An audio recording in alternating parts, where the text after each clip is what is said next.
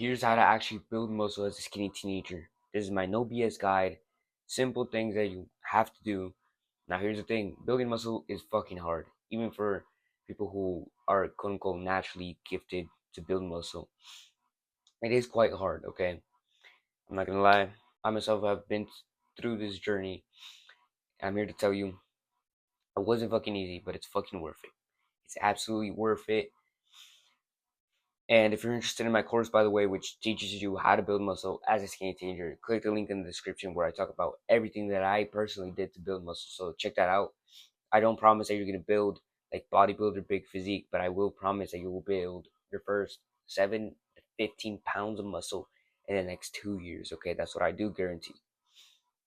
Okay, now let's get into it. So the first couple things that I'm gonna talk about are pretty fucking common sense. Okay, actually, everything I'm gonna talk about is common sense, but you're just too fucking lazy to do this shit. Okay, and the number one thing that will help you build muscle is bulking up.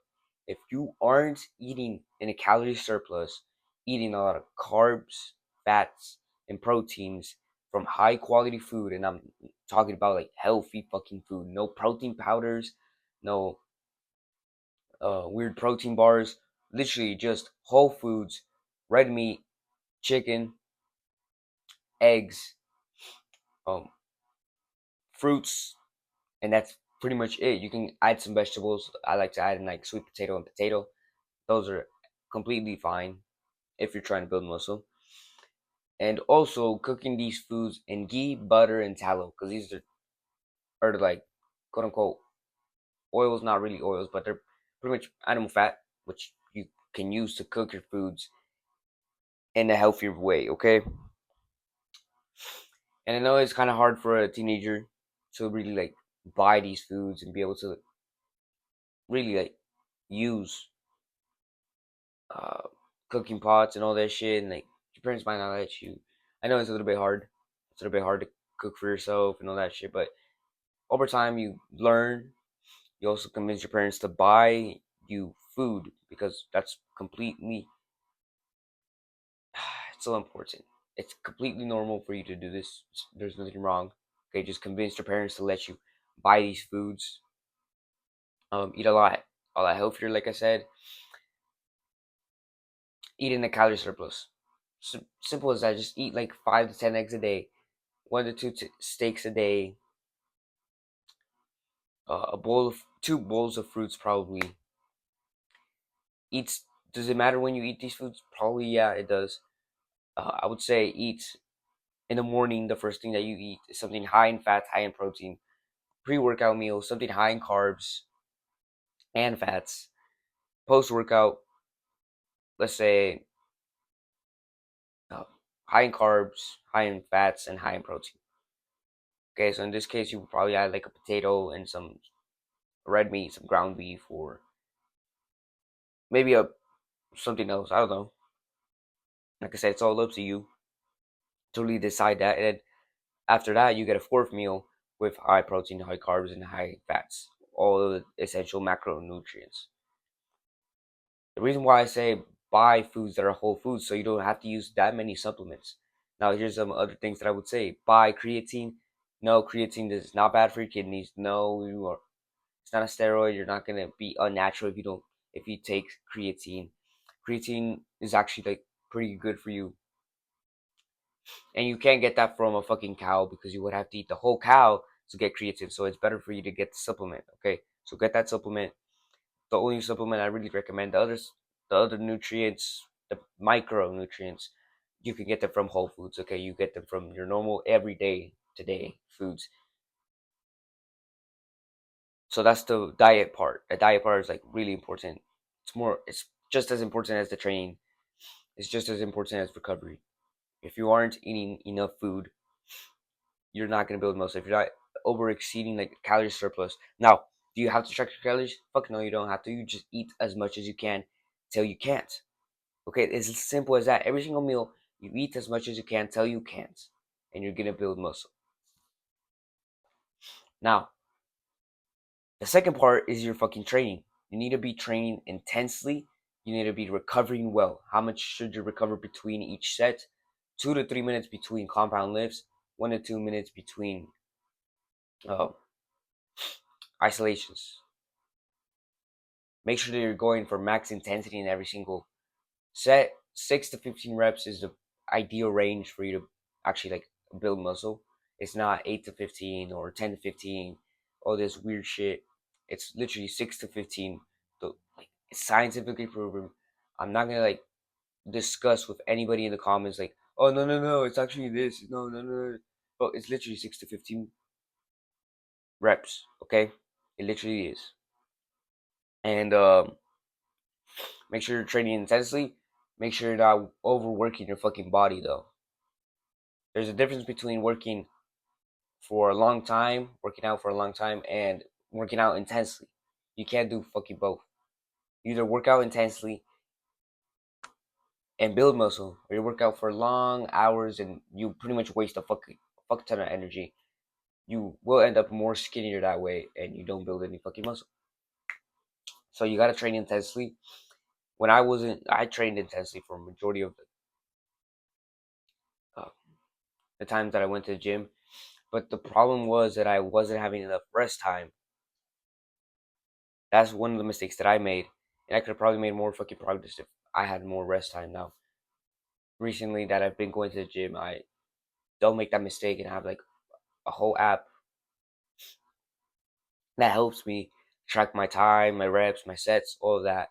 It's called the Strong app. If you want to go download it, I'm not affiliated or anything like that.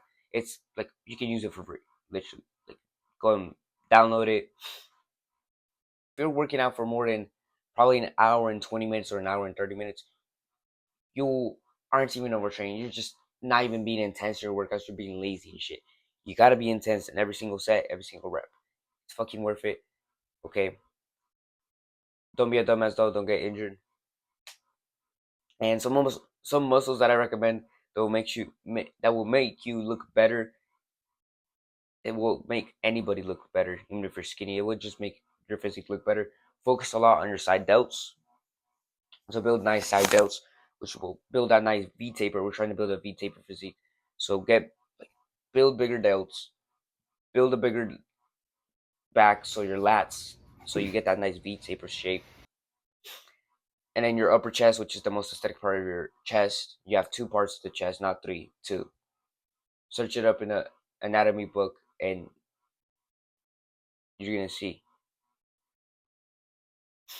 Then we got your six pack, really fucking important. Your biceps are more important than your triceps.